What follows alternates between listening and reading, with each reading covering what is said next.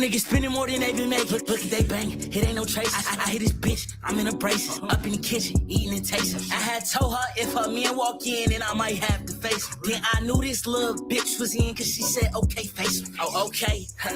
Your ass better not cry when I let this spray. I take 3 blunts to my face. Smoke so good it's damn near from the bay. Hoe and question everything I say. Told her be like Ferb and go make a play. Lamb down in dirt or lamb in clay. It don't really matter to me, lil' babe. You just gotta shoot that bitch, gotta shoot that shit till you really my fucking king. I been stacking all this bread, it's over my head. If I grab the top, then I hang. Young nigga washing you down, I'm washing you down, but I cannot get rid of stain. Only fuck niggas look at the crowd, don't look at the crowd. Niggas just get in the pain.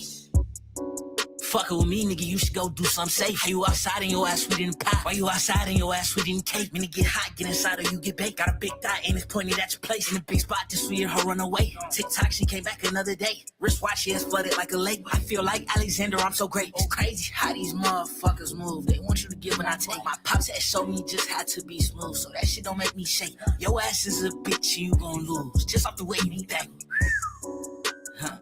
Hey. It's crazy how these motherfucking dudes act like they shit don't stink. In real life, they don't got no rank. In real life, they'll feel that tank, but still don't got enough to fill the tank. Meanwhile, I'ma grab that bill and spank it. Me and my shawty, we do not go back and forth. This shit is not hanky-panky, pissy and potty, just like the back of the store. That's how I feel when you're janky, sleepy and groggy. Whooping niggas got me bored. I'm trying to find entertainment. Want me to pop you? I do it in the storm. Say you wanna sit while it's raining. Fuck they saying, eh? Right, this shit auto-tune, no auto-tune, don't really matter. Either way, nigga, the beat getting shot at, you feel me? Ha! No niggas spending more than they been making. Look at they banging, it ain't no trace. I hit this bitch, I'm in a braces. Up in the kitchen, eating and tasting. I had told her if her man walk in, then I might have to face him. Then I knew this little bitch was in, cause she said, okay, face him. Oh, okay. Your ass better not cry when I let this spray. I take 3 blunts to my face. Smoke so good it's damn near from the bay. Hoe and question everything I say. Told her be like Ferb and go make a play. Lamb down in dirt or lamb in clay. It don't really matter to me, lil' babe. You just gotta shoot that bitch, gotta shoot that shit till you really my fucking king. I been stacking all this bread, it's over my head. If I grab the top, then I hang. Young nigga washing you down, I'm washing you down, but I cannot get rid of stain. Only fuck niggas look at the crowd, don't look at the crowd. Niggas just get in the pain.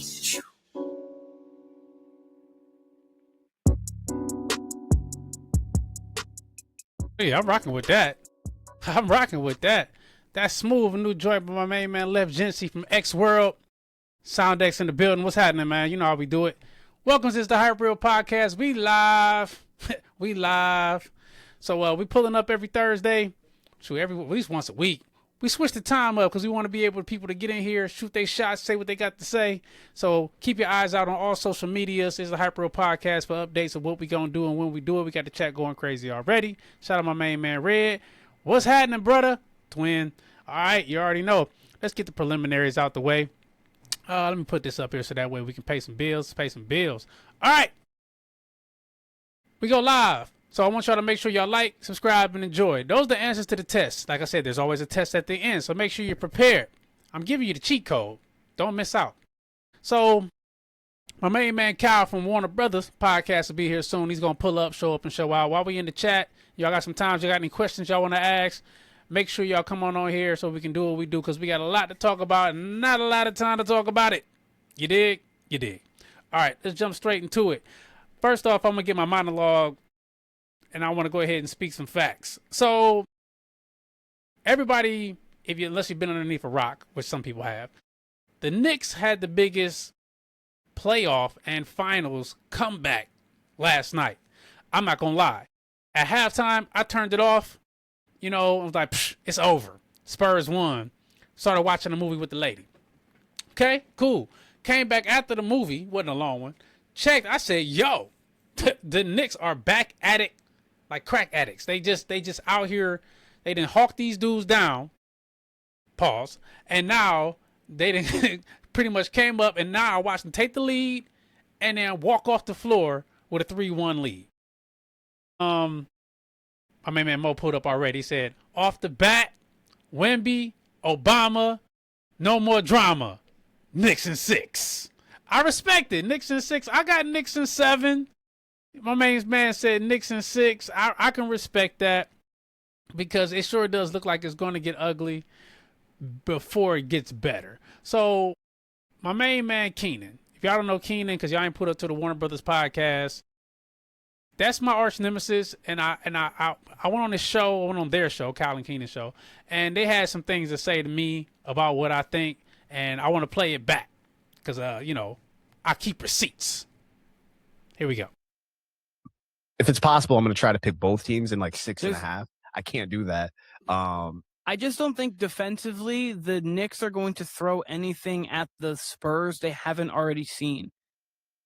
Like the level that goes both ways. But the Knicks the Knicks have not seen this level of physicality defensively at all these series. But that's what their game is built on, being physical, so they don't mind bumping elbows. They don't mind it. But I also think it's different from when you're out physicaling someone who is not on that level compared like the Thunder were the same way, and I'm comparing obviously to the Thunder because the Thunder were such a good team. They weren't physical. They just were defensively schematic. The Thunder weren't physical.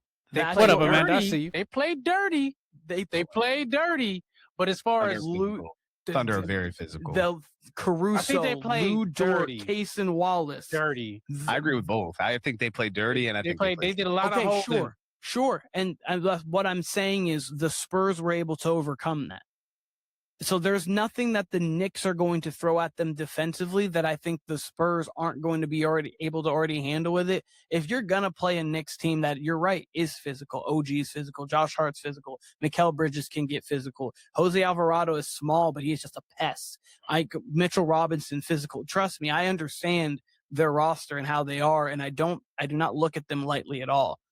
But when you look at a physical team, they did just play a more physical team when it comes to it. On borderline, on dirty, and sometimes they do dirty stuff. Sure, the Thunder do.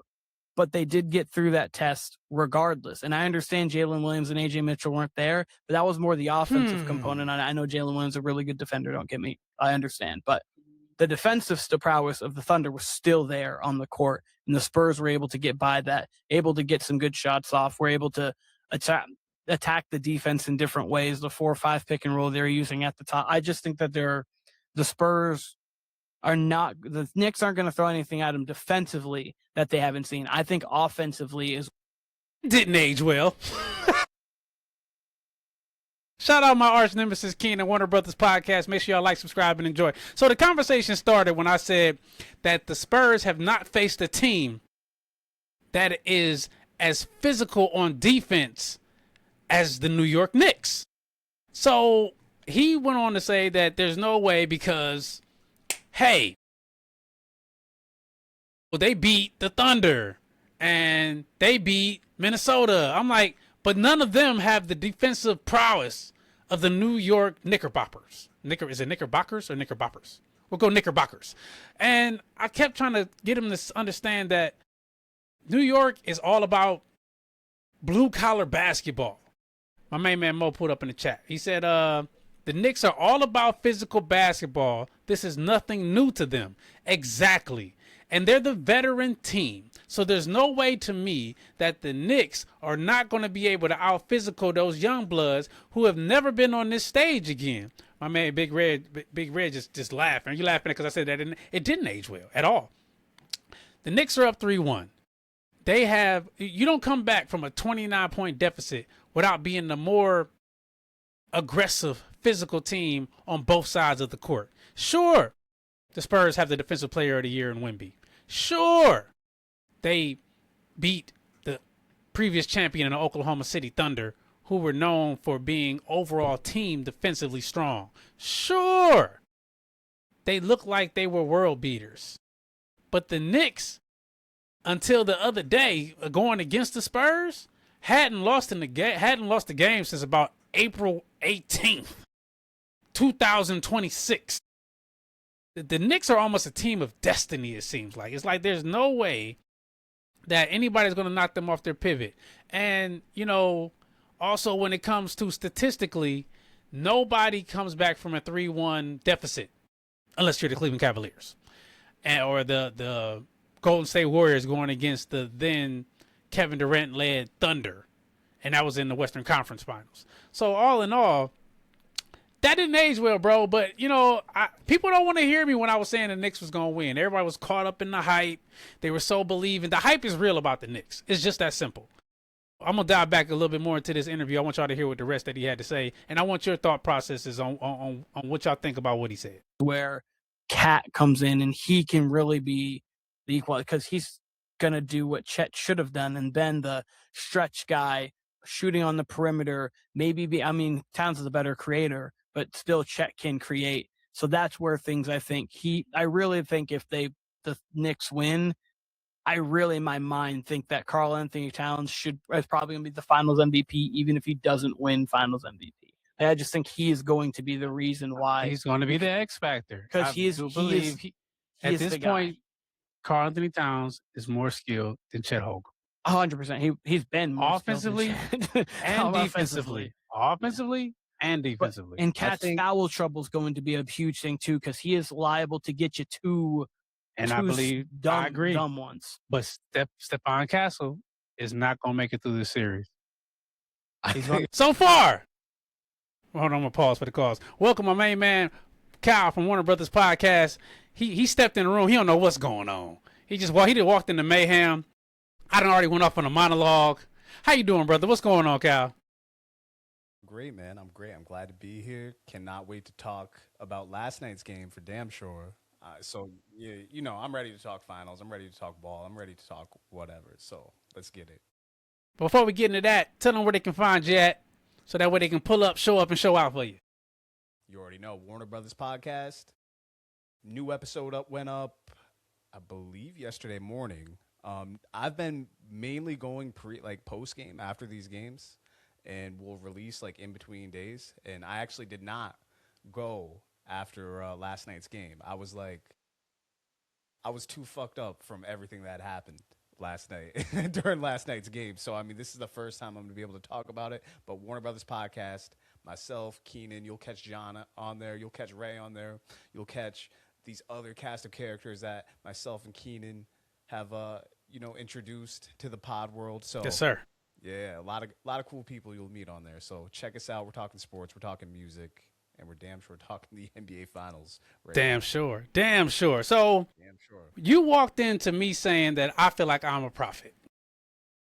My arch nemesis, your partner in crime, Keenan, who's a diehard Spurs fan, as of 3 years ago, diehard. 3 years ago. Hey, it's okay. He's locked in. So the conversation was Wemby and their defense. My main man Keenan just pulled up. I gotta put it up there. He said, what a devastating loss for the Spurs. And most importantly, me. I respect that, sir. I respect that. Yeah, so I give Keenan all props because he speaks from a place of actual fact and knowledge when he speaks his opinion. He's seen what the Spurs have done. He sees what they've accomplished against top-tier talent in the Oklahoma City Thunder. And before I go off and try to debunk some of his thoughts with my opinions, I want to get your thoughts on something Keenan said, that he felt that the Spurs were going to win this series. So, do you think it's over for the Spurs? Unfortunately, yes. Listen, I want to see what Keenan said. Wemby did not show up. I got you. Yeah. He said, Wemby did not show up late in the game. De'Aaron Fox just entered the trade block. We need to feature Dylan Harper late in these games. He's a big Dylan Harper fan. I most certainly agree with him on the Dylan Harper part of things. Dylan Harper definitely needs the ball more. Fox, we'll get into De'Aaron Fox in a second. Let me answer your question first. Yes. Is it over for the Knicks? Unfortunately, I believe it's over for the Spurs. I wanted a long series. I famously, at the beginning of the series, picked both teams. I picked the Spurs. Right. I picked the Spurs on the Warner Brothers podcast. Said I hope they both win. And then the next night I came on here and picked the Knicks in a long series. At the end of the day, what I really want as a neutral fan is at least a 6-game series. So, you guys might have seen a clip yesterday. I was talking about, I'm rooting for the Spurs to win because I think it's going to be, I'd love a 6-game series at the least. But I also said the last time I recorded with Keenan that I think the Spurs would win Game 3. Wait, let me get this right. Right? Game 3, and then that the Knicks would win Game 4. Yes, down 2-0. And that would be 3-1 going back to San Antonio. I did not think all this would transpire in the biggest NBA Finals comeback in NBA history. Like I could not have guessed. It's the defense. The defense. It's the defense. They ain't never played a defense like this. It's a lot of factors. It's a lot of factors because the Spurs were showing out on defense. The Spurs look like the better defensive team. And the New York Knickerbockers lock in. Their defense is elite. But somebody agrees with you. Yo, my guy, I don't think it's physical play from the Knicks. It's just a young team. New York is just taking advantage of their mistakes. Part of it. That's part of it. You know what? I'll tell you this. I'm very disappointed in the coaching in these losses for the Spurs. I think, honestly, if I had to pinpoint it on one or if I had to do a blame pie, I'd probably go coaching before anything, which is also youth. That's also to your part. Okay. And, man, and youth. I mean, last night, between De'Aaron Fox going up for that layup when he could have just pulled it out and wasted a few more seconds, between Wemby before that missing 2 free throws, I mean, that's your game right there. You make 2 free throws, then that layup really doesn't even matter. Then they still gotta try to force up a 3 anyway. But you know, at least if you pull it out and get fouled there, then we're looking at more free throws, and it's probably a 2-possession game, and that's your ball game right there. You're not even in a position for OG to get the tip. OG played a fantastic game, by the way. And we'll get to the Knicks side of things, but you know, is this series over for the Spurs? Yeah, I believe so. I think they'll win Saturday night, but I can't see them winning Game 6 at this point. Even just winning Game 6, let alone Game 5, would be a miracle for the Spurs. So fair enough. I think it's over in 6, but I do think they win Saturday night. It is over, my main man. He finally came to the dark side. My main man, what's up, Oba? He said Brunson going to roll his ankle. Spurs going to make a comeback. Yeesh. Maybe. He didn't already roll his ankle. He rolled it in Game 1. He hurt his shoulder in Game 1. Came back and was a dog. So, you know, I love picking with Keenan. So I got a little bit more I want to pick on him about before we get into the rest of the show. 50-50. I'm struggling with this more than I thought. My mindset is Wemby's going to have an all-time great Game 4 in the MSG. That's been seared into my head. But I said if he's able to carry at that level that he showed he can, then they're going to win. I don't think he can do that. Here's what I'll throw. Here's what I'll throw at both of you. And what might give credence to that point, John. There is going to be days off in between all these games. There's going to be way more rest than the conference finals. So Wemby might be at his best damn self, which that could be very well scary for the Knicks. We saw him off rest, put up 41 and 24 in a Game 1, even though it was in double overtime against a Thunder team that was whole, that did have Jalen Williams, that did have AJ everybody Mitchell gets in that game. same rest. All right, so my arch nemesis Keenan said that Wemby is going to put up a historic Game 4 to solidify himself as the best player in the NBA. I happen to have those stats from Game 4. He played 44 minutes. He scored 24 points. He had 13 rebounds, 1 assist, 3 blocks. He shot 9 for 25. 36% at the field goal. 2 for 8 from 3. 4 for 7 from the line. So, not historic. And for him, it's actually below mediocrity, in my opinion, for who he is and what he represents for the NBA. So I want to give you your due diligence, your pat on the back. And the chat also said it too. Shout out my main man, Tay. He said that the Knicks are young. I mean, the Spurs are young. I think when you're that young, like Victor Wembanyama is, on this stage, things come at you a little different. When you're playing a regular season, you're playing a team that's not, as physical as the New York Knicks and this, that, and the third. It's a different level of pressure. Wemby's a 85+% free throw shooter. He's shooting 36% from the field. And I do blame that coach. And I said Mike Brown is a better coach than the Oklahoma City Thunder coach. So they're finding the weak spots, and he's just putting the battery pack in the back of these New York Knicks, pause, and allowing them to take charge off into the sunset against these here Spurs. What are your thoughts about my main man Jalen Brunson? Is Jalen Brunson now a superstar in the NBA? Technically, yeah. I mean, he's got to be. I mean, he's in the not only does he have the game, but he's in the biggest media market in the United States. I mean, he's going to take off after this. I mean, once the Knicks win, it's going to be a summer of just Knicks. Like, that's all you're going to see on social media. Of course. Next, up until football season and really up through football season, you're going to see nothing but Knicks. That's including the World Cup that started today. That normally would dominate social media. But, I mean, the Knicks are going to take off as a brand and as a entity in a way that they haven't before, just because it's been so long since they won a title.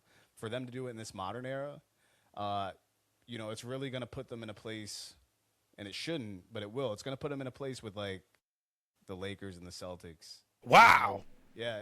That's wow. That's the way you're gonna see it. Well, that's the way you're going to see them portrayed. You're going to see them portrayed even more. Like, they've been lovable losers. Like, people kind of like when the Knicks lose. And I was even thinking about that last night when the Spurs were up. It's like, man, it almost kind of looked like the Spurs were going to win in 6. I was prepared to come on here, like, if the Spurs won last night and maybe say, like, hey, maybe the Spurs win the next 2 and they just go 4-2 on the Knicks. And then, of course, we know what happened. And people would have gotten just as much content hating on the Knicks the other way if they lose this series. But, Jalen Brunson, I mean, he's got the game. I mean, he anchored that comeback. He did a lot of great scoring down the stretch. I mean, it was almost like he saved his energy for the second half because the Knicks did not nearly play with the energy they did in the second half. And again, he seems to do that a lot. Like, he always comes out stronger in the second half. Definitely seems to. I mean, he's always at the top of fourth quarter scoring. I believe he led the league, or SGA might have led the league this year, but Brunson's always at the top, seemingly. Yeah, man. I'm still trying to wrap my head around this game. I mean, the Knicks deserve every bit of love they get, and the Spurs also deserve love, but they also deserve, to be shit on. They deserve to be put out their misery because they are not playing like the team that everybody thought that they were the next coming of the Oklahoma City Thunder. It's like I said, I got a lot of smoke for Mitch Johnson, the coach. I really do. I think last night was completely preventable.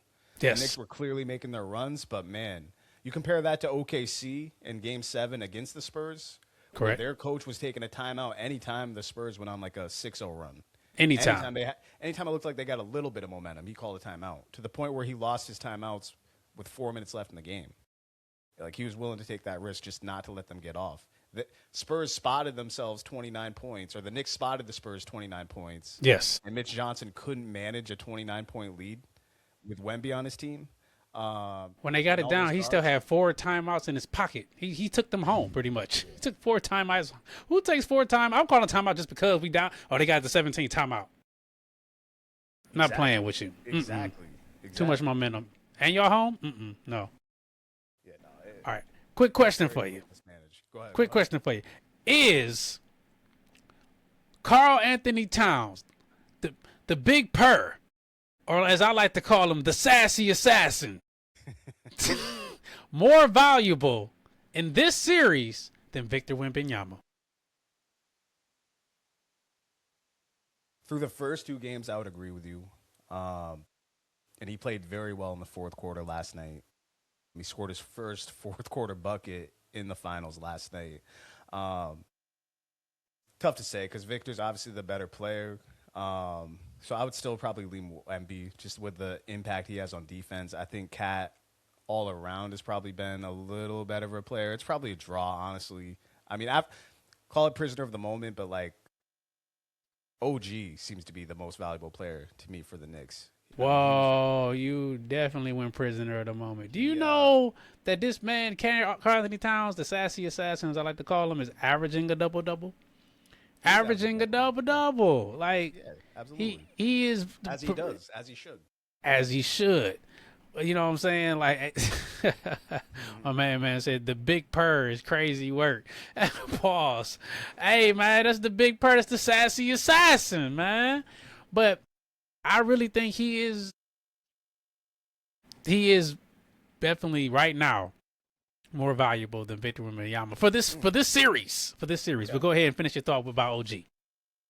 No, I mean, he was just incredible last night, and he's been steady throughout the playoffs. He's been probably their number 3 player throughout the playoffs, depending on the game. It switches between him and Josh Hart. But between the work he does defensively, on the boards, he's been rebounding well.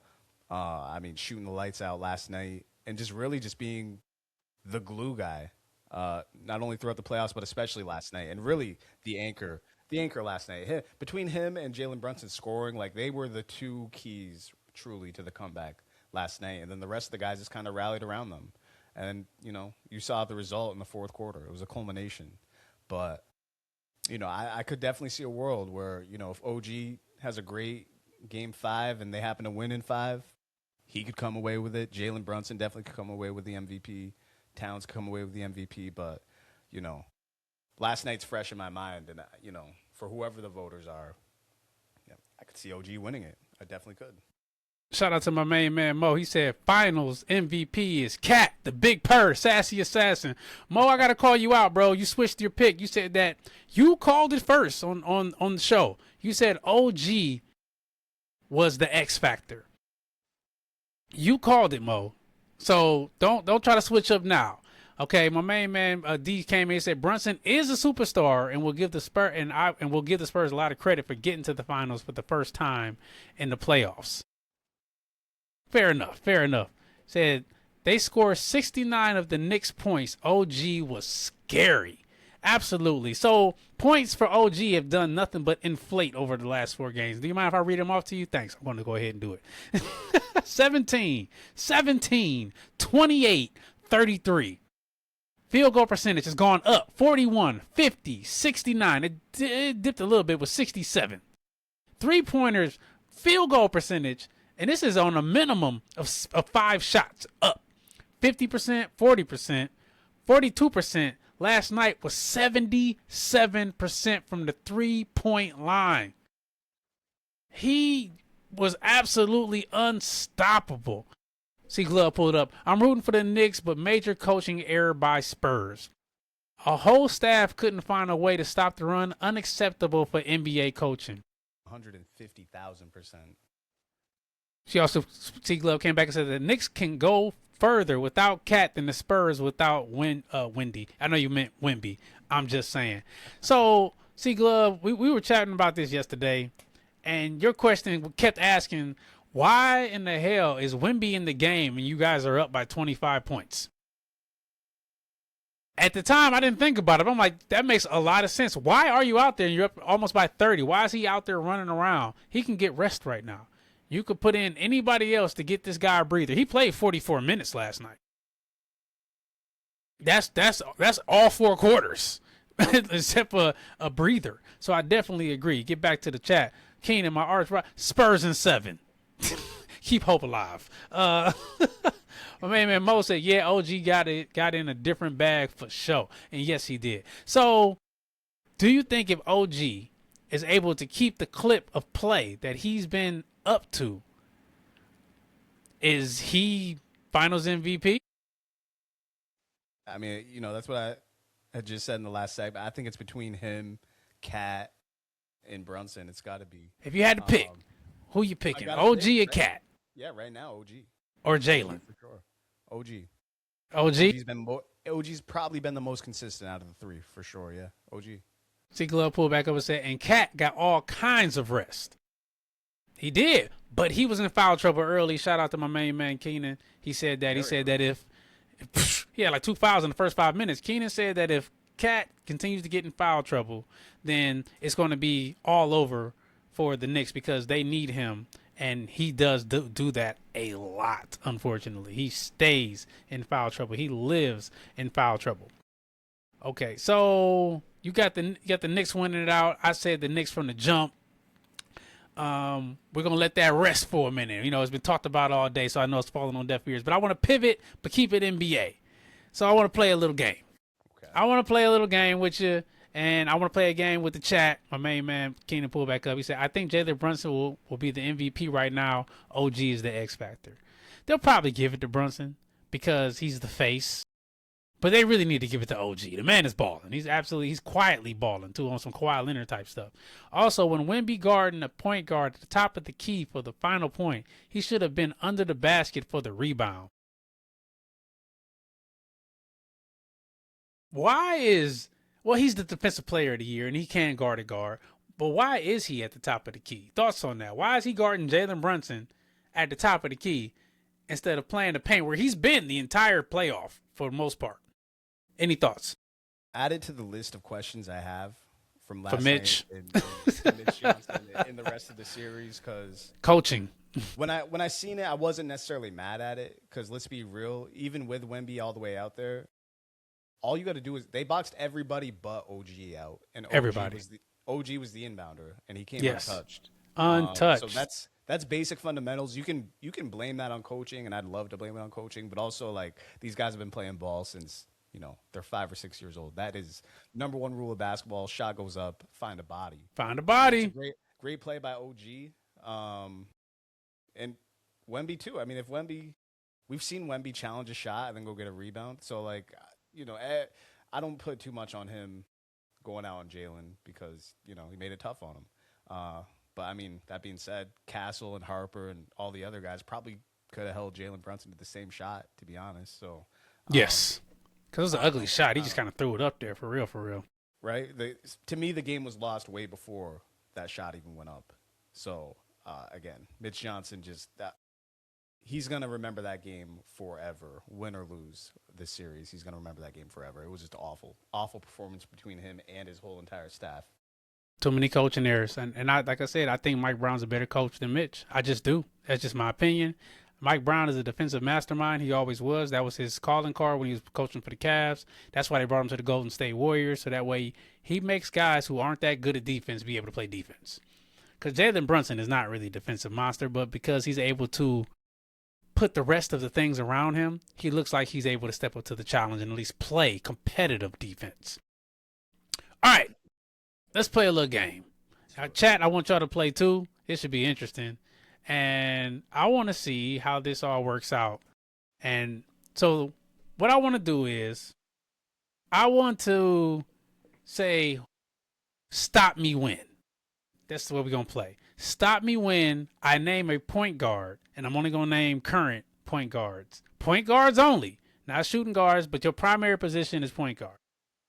Let's see, my main man Keenan going crazy. He said, there was a screen set on Brunson, and instead of hedging, Wemby blitzed it. Shouldn't have mattered because Fox could have just pulled the ball out, and the Spurs most likely would have escaped. Still coaching, in my opinion. You don't leave the inbounder wide open.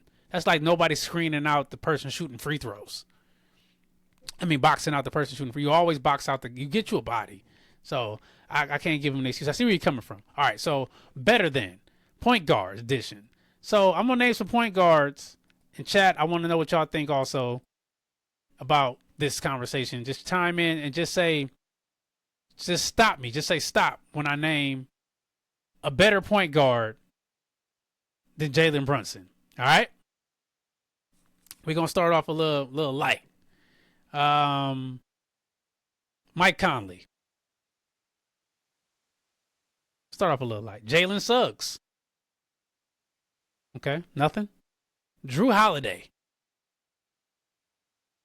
Tyler Hero.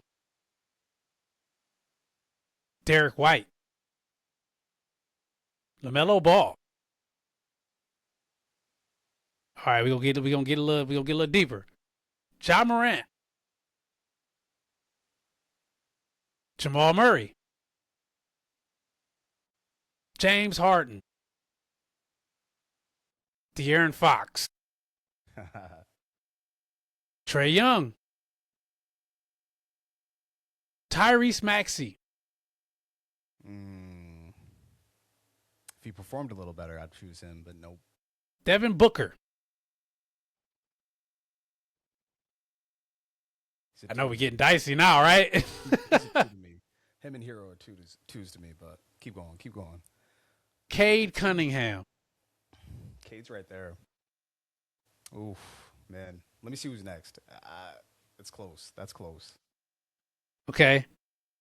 Steph Curry. Come on. Okay. All right. So, okay, and I'll name some other guys, and that's what I'm interested in. Shai Gilgeous-Alexander. Luka Doncic. Okay, so that being named, Jalen Brunson, you would say, is the 4th best point guard in the league right now. Sure. I mean, I don't consider SGA a 1. He predominantly played. He said stop-ish. On what player, Keenan? Stop-ish. Steph. Yeah, he said stop it, Steph. There we go. Yeah, so definitely Steph. Yeah, Steph for sure. You put Steph on this Knicks roster, shit might have been a sweep for real, but absolutely. Yeah. No, absolutely. Jalen Brunson definitely up there. He definitely up at. Most say Cade up next though. Cade was very close for me, honestly. Cade does so much. If Cade is on the New York Knicks, are they up 3-1? I mean, healthy Cade. Hard to say. They'd be right there.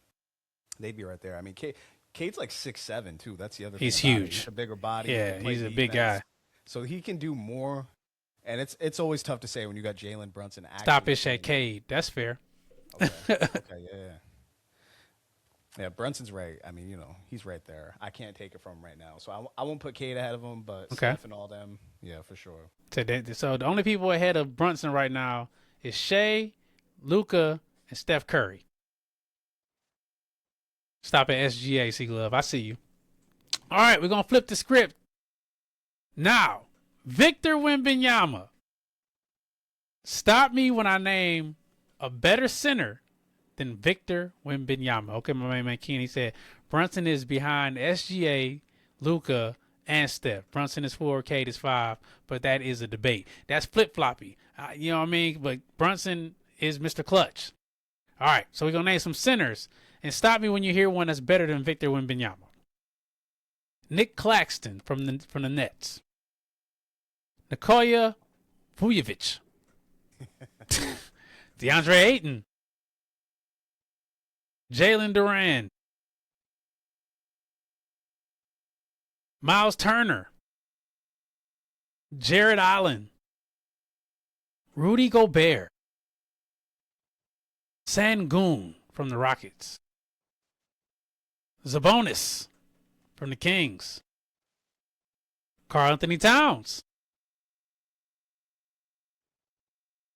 Joel Embiid.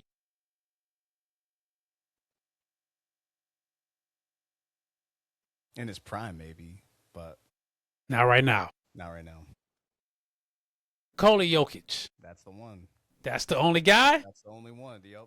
That's the only one. So center position, it goes Nikola, Victor Wembanyama, even right now with the way Wembanyama is playing. Absolutely. My main man Mo agreed. He said Jokic. He got there quick. He didn't even play around with it. So who will be third? Right now you would have to say Cat. I like it. The sassy assassin. Who will be fourth? Would it be Embiid? I still like a healthy Embiid, probably more than Jalen Duran or any of those guys. Anthony Davis? Anthony Davis, when healthy, yeah, you could put Anthony Davis up there too. But he's more power forward than he is center. He plays center, but he's more power forward, so you can't really add him. But I'd throw him up there too. Go ahead. No, Sabonis. Sabonis is a bona fide all-star, bro. Yeah, he's probably like B tier for me. He's like in that next tier. I like Sabonis a lot. So the cutoff is Embiid. I would say so. When healthy, he can still do it. I mean, we just saw him take it to the Celtics before he, his body gave up on him. But Embiid, when he's healthy, he's still one of those dudes. Okay, I like it. Chat, what you think? Chime in. Who else you got besides Victor? Is Victor the number 2 center right now in the NFL? I want you. Oof! I'm looking ahead. NBA. Yeah, I'm offensive line center. I am ready. We're getting there, man. My man said Cat or AD for me. That's behind Victor Wembanyama. So third. I respect that. All right. We're gonna leave a little basketball alone. We're gonna switch over to some sports. Now, where's my drop? Wrong drop. We will be perfect in every aspect of the game. You drop a pass, you run a mile. You miss a blocking assignment, you run a mile. You fumble the football, and I will break my foot off in your John Brown hind parts, and then you will run a mile. Perfection. Perfection in sports is what we're talking about. So I want to divvy up a question to everybody in the chat. He said MB solid. I can respect that. MB solid from my main man Mo. So next year we're coming into a big year. You know, NFL is all about parity. And this is just your opinion, chat. This is your opinion also. I want to know what you think. Make sure y'all go ahead. If y'all locked in right now, hit the like button on the YouTube. Appreciate y'all. It helps the channel grow, gets us in the algorithm, and hopefully you subscribe. All right, so back to business. Chat, I want to know what your thoughts are on this. Next year, dun, dun, dun, dun, NFL season is coming upon us. I want to know, Cal, just off the top of your head, and I know it's kind of a hard thing to pick, who will be next year's NFL MVP, the most valuable player in professional football, and not football. Man, it's early. This is the early I've ever been asked this question. I gotta say that. You can change it for right now. For sure. So, how about we do this? All right, because it's basically a quarterback award now. Like you can't even basically win a position player, which I hate. So why don't you name off some QBs?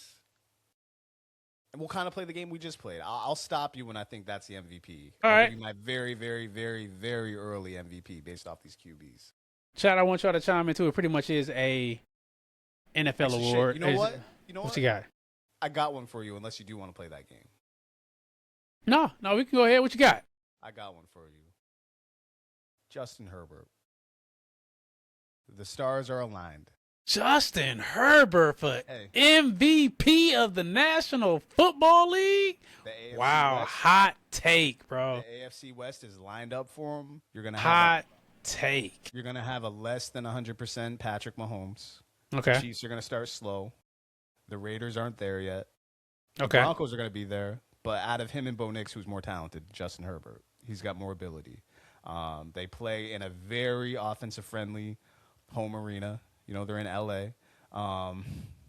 There's no reason why he can't win MVP. That's all I'm going to say. There's no reason why he can't. I don't know if that'll be my pick come August, come September. That's a spicy take, bro. Yeah, right now, if we're going against people who aren't Lamar Jackson, who aren't Patrick Mahomes, who aren't Josh Allen, if I had to pick one who's on the outside, and of course Burrow's right there. You can always pick Joe Burrow. But if I'm going to pick one who's like he could win it, everything's lined up for him to win it if he were to deliver. Justin Herbert. No reason why I can't. Chad, what you think about Justin Herbert being MVP?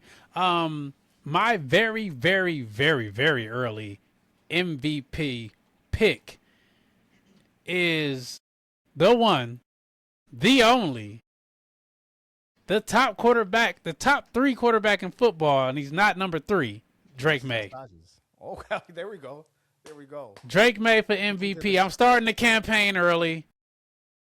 He's going to win the MVP next year because not only is he a year removed from a great season, he's added weapons or weapon in A.J. Brown. He actually has a alpha receiver, which will help any young quarterback get better because he can make a catch when a catch shouldn't be made. My man Mo said Matt Staff for MVP. He going to double up? That's a bad man. I got Drake May. Drake May was absolutely amazing last year, and people say, oh, they played a weak schedule, yada, yada, yada. Okay, I give you that. Their schedule was not the strongest, but it wasn't the weakest in the league either. But they're in a tough division. I think he's a year smarter, a year better. They're going to figure out their O-line issues. The defense was solid. They got a great coach. They got the home field advantage with the weather. They've got the championship pedigree just for the Patriot on the side of their helmet. And Drake May has been great every year that he's played in the NFL, and he's going to keep ascending.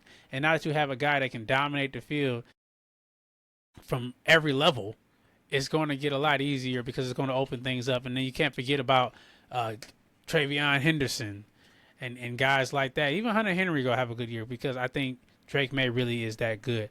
C Glove pulled up and said Josh Allen, early MVP pick. That's a solid pick. You can't get mad at it. If I didn't, but that Justin Herbert pick is crazy work. It is absolutely insane. You know who my dark horse is for MVP? If they can get it all together, Dak Prescott. Wow. Okay. Yeah. Dak Prescott can be MVP of the league. Now, I'm not going to say they're going to win it all, but they can make a playoff run and he can be MVP. He is that good. I had to relook at everything, and I believe he's top 5. I know last year I had a big debate with everybody say he's barely top 10. He's probably top 5 quarterback in the NFL. What a switch. What a switch. I can't wait. I really can't wait think to have he is. all these debates here in about a month and a half. This is going to be interesting. Oh, my God. It's going to be really fun. I'll give you a dark horse since you just gave us one. Give me one. Give me what you got. Maybe it should be the other way around. Maybe this person I'm about to say should be like, and then Justin should be the dark horse. But either way, this will be my second name. Caleb Williams. Caleb Williams. Caleb Williams. Nice. Somebody agrees with me. Drake May. It's the year, man. It is the year of the May. But Caleb Williams could definitely be MVP. He's a dark horse. So I like it though. I like it. So we're gonna close. We're gonna cap that off. And you got anything else you want to add about that, sir? Chime in. What y'all think? Y'all want to add anything about y'all? Who's y'all early MVP? Who's your dark horse? You can keep chiming in even if we move on the subject. What you got, sir? Nothing more right now on NFL MVP. Okay. Those are the two for right now. For now, we're gonna switch it up as the time goes on. We got somebody else said AJ Brown and Drake May. That's a scary combination right there, man. People forget how good AJ Brown really is because Jalen Hurts can't throw the football. All right, let's get into some entertainment. Are you not entertained? Are you not entertained? Is this not why you are here? Are you not entertained? We talk about everything under the sun when it comes to entertainment. We had a lot of hot albums drop this year. We had Bully. We had J. Cole. We had Drake. We got people shooting shots back at Drake. So as I'm listening to these albums, and it even makes me look back at older albums, I present this question to you, Kyle, Warner Brothers Podcast. Make sure you like, subscribe, and enjoy tuning in. Shout out my main man, Keenan. When it comes to hip hop, there's guys that people say are the king of hip hop. They're the best rappers alive. They're this, they're that, they're the other. So I wanted to ask you, if they're considered the best rapper or the best entertainer or the best person in hip hop, does it diminish their greatness if they bite lines, or as some people like to say, pay homage? Can they still be considered some of the best artists in hip hop? What are your thoughts about that? Does that not, I'm not going to sway you one way or the other. What are your thoughts about them paying homage or biting lines, bar for bar, or stealing a cadence? I mean, a whole flow, and then making it into their own. Does that make them great, or does that make them a reinventor of somebody who already did something great, which everybody likes a remix? That's why songs that are old school remixed are so good. What are your thoughts? Yeah, I mean, I think there's levels to what you're saying. Like we see, you will know this as a DJ. There is like an influx of like early 2000s like remixes where it's like, it's heavy on the instrumental, it's heavy on the chorus, to where it's damn near literally just a remake of the old song, right? There's other stuff we see in hip hop all the time, which is you got a sample of the old song, and that's really it. Like you'll get the beat, you'll get it chopped up, and it's not nearly the same song, right? Like that's been in hip hop forever. But what we're seeing now with the early 2000s club mixes that are again basically repurposed versions of themselves 20 years later.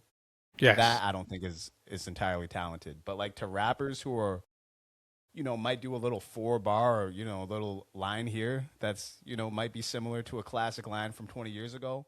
Drake, but everybody. I think I've heard every prominent rapper say some version of a line we've heard before.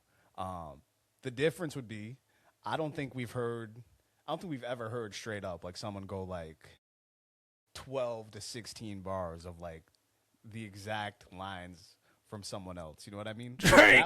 That would be ridiculous. Drake.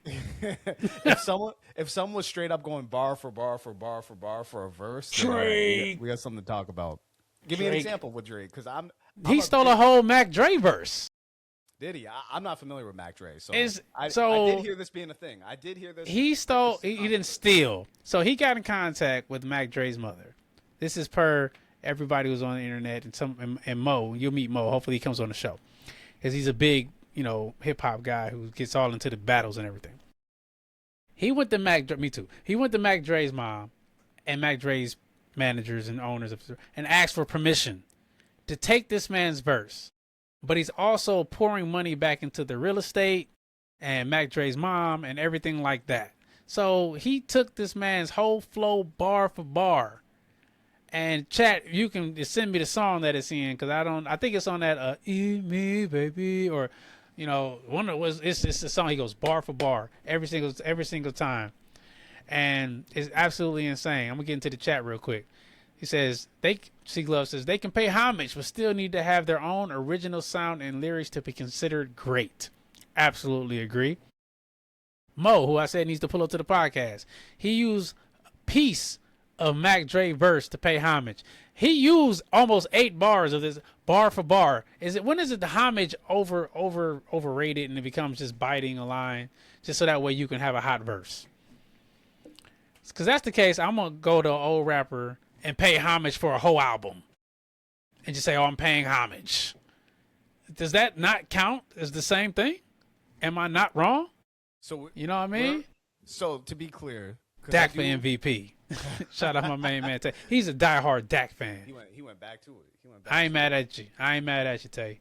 So I want to be clear, because I did see this about Mac Dre the night of the release, and then I saw something about it even more, I think about a week or two ago, where there was a popular Bay Area rapper who was like, yo, there was a time in the Bay that no one would get away with this, where we would clown Drake for this, and everybody else is now like on the Drake bandwagon because he's a hot rapper kind of thing. And then everybody retorted with what you said, like Drake did the right things.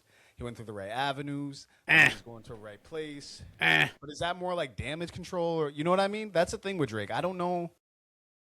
He seems to like pay homage to these old school rappers, but like, does he really? I don't know. I go back and forth with Drake about that stuff, and I have my own criticisms of Drake as an artist. But when it comes to, like, I said this on the Lost Pack podcast with you, myself, and Ray. I think when he does different genres, I don't think that comes from a genuine place with him. I think that's strictly for streams and views and clicks and plays. And what I mean by that, I didn't really elaborate. I elaborated on the Drake side of things. What I didn't elaborate on in that Lost podcast was someone like Tory Lanez does the same exact thing. And it sounds 100% genuine. It sounds like That's fair. If I didn't know Tory Lanez and I heard a Tory Lanez rap song, I would think he's 100% a rapper. If I didn't know Tory Lanez and I heard a Tory Lanez R&B song, I would think he's an R&B artist. He just dropped a friggin' Miami Bounce album out of jail, and it sounds incredible. When Drake dropped that Honestly Nevermind dance album, it sounded like Drake trying to do dance. That's always been my thing, and I know that's completely different than the original topic you brought up. It's really not, because he's taking from other genres to feed into his own music. Yeah. And some people say that's paying homage, but if that's all you're known for, I found the lyrics too. I'm gonna read them all. Okay. Yeah. So I see your point being all, put together. So the verse goes, "Listen up, it's about to be smoke. Ain't nothing but some shit I wrote about a rich ass nigga that's deep in the game. They call me Drizzy Drake and I'm keeping the name. I sport Nike shoes and got a mic to use to talk about you pussies. I don't like you fools. Got an Oakland show tonight, baby. My young boys from the yacht going crazy." That's all Mac Dre, and it continues on. "I'm on the bridge with the tanker unleaded. I pull up early to that bitch. The bitch y'all yanking already. I said yank. In the city, I already got rank." That's bar for bar, this man's flow. I don't care how much homage you're paying. You're biting. You couldn't even switch it up with the cadence, and it's more to the verse. I see the backpack to the front, you get spanked. I really blow M's for the fun of it. New owl, blue diamond on the front of it. Shout out my little cousin, Mr. Having None of It. Trying campaign, yeah, Drizzy back running shit. That's a whole verse. How similar of that verse is Mac Dre's? I'm about to look it up. See. Let me see. Mac Dre lyrics.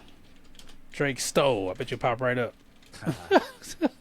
Because I gotta admit, I'm completely ignorant to Mac Dre. To Mac Dre? Yeah. I'm gonna have to find it. Give me a minute. But I'm gonna tap into the chat again. He said Tory Fire. Most def. Yeah, he's definitely Doc. He's definitely. Drake paid homage to. So while I'm looking for this, I really want to say that it's not just Drake either. I say this about Jay-Z, and Jay-Z even said it in one of his songs. My man said, I'm not a biter, I'm a writer for myself and others. I say a big verse, I'm only bigging up my brother, bigging up my borough. I'm big enough to do it. I'm not thorough, plus my own flow is foolish. So you all but admit and say, if I say a big verse, I'm bigging up my brother. But you said a lot of big verses. And how much bigging up can you do before it comes you just making albums off of this dead man? Yeah, I mean, I don't think. Just saying. I don't think he's using that much Biggie. Again, that's the thing with him Wow. and other artists. I think it's like lines here and there, and on the converse of that, like we've seen Kanye do that with Jay lines. You know what I mean? We've definitely seen Kanye, and that's the same kind of situation where Big kind of ushered in Jay and Jay kind of ushered in Kanye. We see it all the time. So I'm not as mad at like little throwaway lines where it's, it might happen to be a classic verse. If it's a throwaway line, I'm cool with that. Or if it's like the intro to like what you're about to say, I'm cool with that. Because there's times where other rappers make it hot and they flip it the way they flip it, and you're like, all right, yeah, that's dope. Because it's, this, like if you make beats, it's kind of like the setup to a beat too. Like if you're introing with another intro that someone else kind of rhymed to, like, I don't know, you can make it dope. You just can't do 8 to 16 bars of the same verse of someone else, like you said Drake did. So that's where you draw the line. If it's a couple lines, cool. If it's bars, multiple bars on top of bars in the same song, then come on, you're not really being a Listen up. I'm about to get dope. Okay. It ain't nothing but some shit I wrote about a young brother deep in the game. They call me Mac Dre, and I'm keeping the name. I sport Nike shoes. I got a mic to use. I talk bad about suckers. I don't like you fools. Down and dirty, about to be sipping my hats. And if not, I'm spitting my hits. And if not, I'm getting my grits. So he switched up the last bar. That's 1, 2, 3, 4, 5, 6. That's 6, 7 bars of bar for bar. You took this man's word. I'm sorry. And I get it, paying homage, and I've heard J. Cole do it. So I'm putting it across the board. Drake is just more so right now the, front and center attention rapper that made me bring up this topic. I've heard J. Cole do it. I've heard a lot of rappers do it.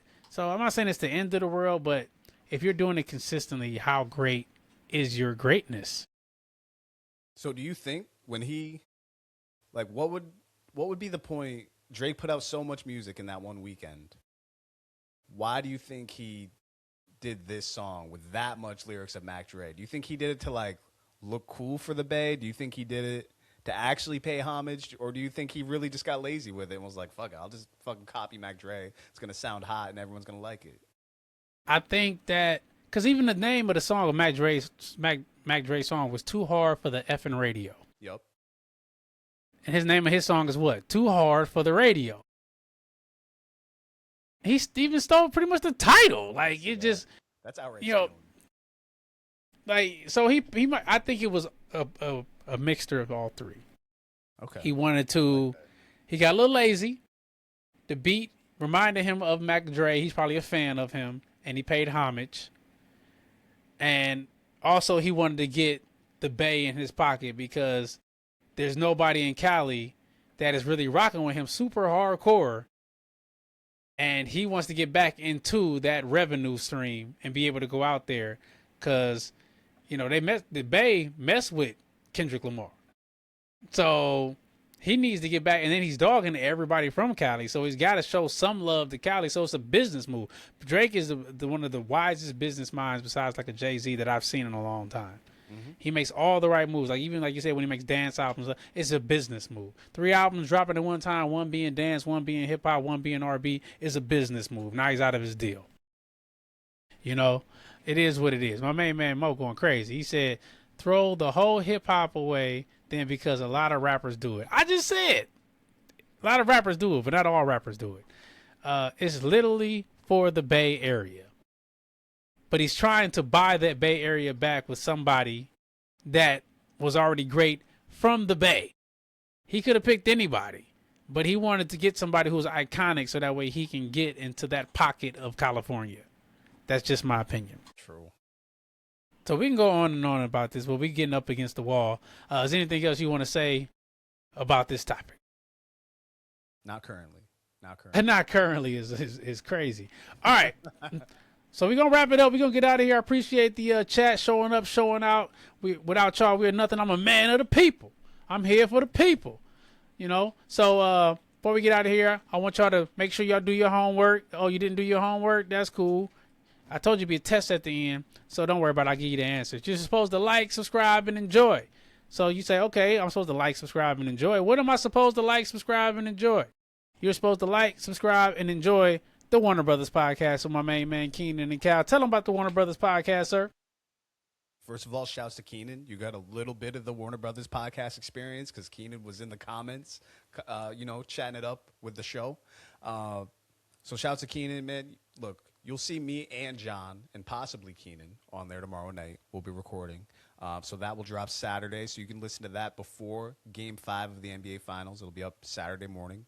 Like I said, man, we'll be talking NBA Finals. We'll be talking NFL very soon. We'll be talking a ton of music this summer. And really whatever probably comes to mind, man. We'll be talking a lot of general topics. I'll say that. We ain't going to limit ourselves to just sports and music, but that's our forte, is sports and music. So you'll catch us. You'll catch John on there. You'll catch Ray. Shouts to Ray, 6:23 a.m. We're doing our thing. Y'all will love it. I love it. Speaking of Ray, I want y'all to make sure y'all like, subscribe, and enjoy 6:23 a.m. We keep him in here. He'll be back sooner than later. You already know. Make sure you pull up to his YouTube page and make sure you check out his acting page, Ray Wright. And last but not least, the one, the only, the Hype is Real podcast. I need y'all to pull up, and show out every week. Make sure y'all sign up. Y'all hit the like button. Y'all hit the share button. And tell a friend to tell a friend to tell a friend to tell a friend to pull up. Make sure y'all subscribe. Hit the notification bell so that way you know when we go crazy. Look, I'm going to hit it for myself. Bring. Make it look like that so that way when we go live, you know you're ready to rock and roll. All right? We got a couple of comments before we get out of here. They're going crazy on me. Pause. My man Mo said, you're crazy if you think he don't got love in Cali. You crazy. Maybe from the ladies. Iceman season. I'm on it. I don't know. My main man Cal said it's Jay-Z summer. My main man AJ said, peace out. Great tonight. We appreciate you pulling up, AJ. Thank you, sir.